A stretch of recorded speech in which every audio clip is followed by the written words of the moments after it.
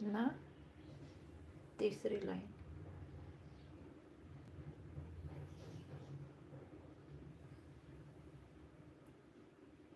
ही middle line सगळ्या साईडला joint होते बघा.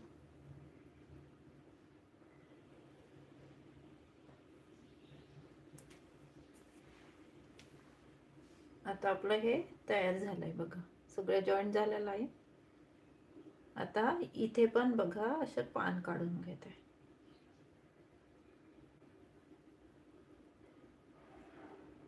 हे जो आकार आलाय ना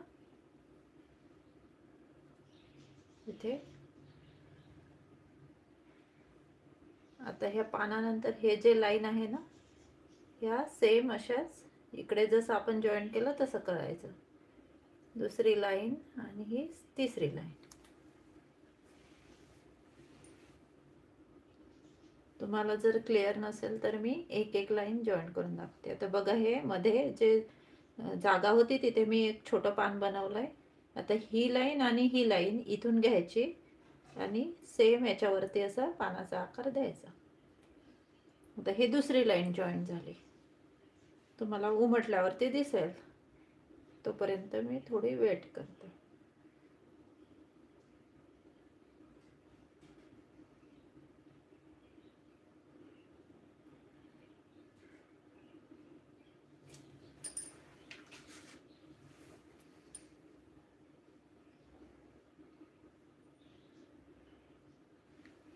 आता हे बघा, दोन लाईन जॉईन झाल्या ना. आता हे तिसरी घ्यायची याची, अशा प्रकारे. आता हे पानाचा आकार, ही दुसरी लाईन आणि ही तिसरी लाईन. सुंदर दिसते ही रांगोळी, छोटीशी आहे, खूप सुंदर दिसते.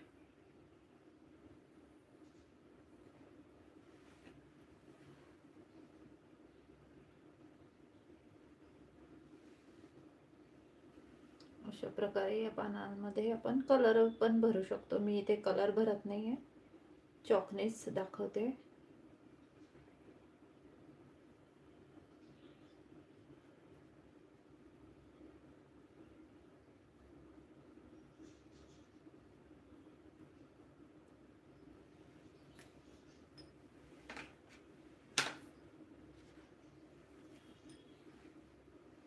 बघा, 2 ते 2 ठिपक्यांपासून किती छान तयार झाली आहे.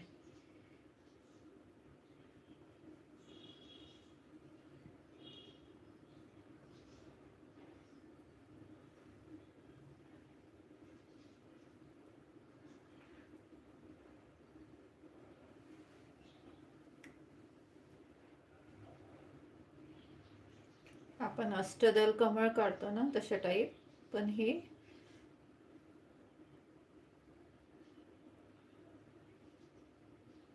पाडी कोलम मध्ये तयार झाली.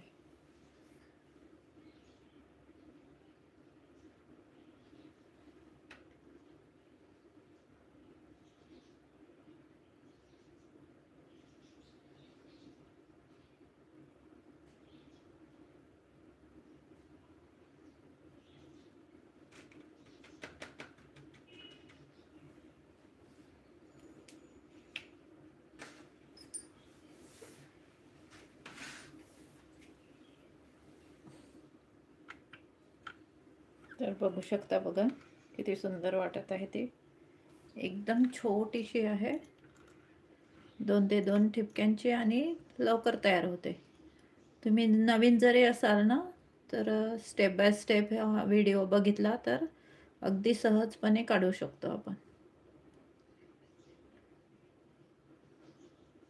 ही चॉकनी आहे म्हणून एकदम पटकन झाली. थोडं रांगोळी कलरला थोडा वेळ लागतो, पण जे नेहमी रांगोळी कलर वापरून असतात ना, ते पटापट काढू शकतो. असे ज्यांना रांगोळीची सवय आहे, सरळ लाईन्स येतात, ते तर रांगोळीनी पण पटकन काढू शकतात.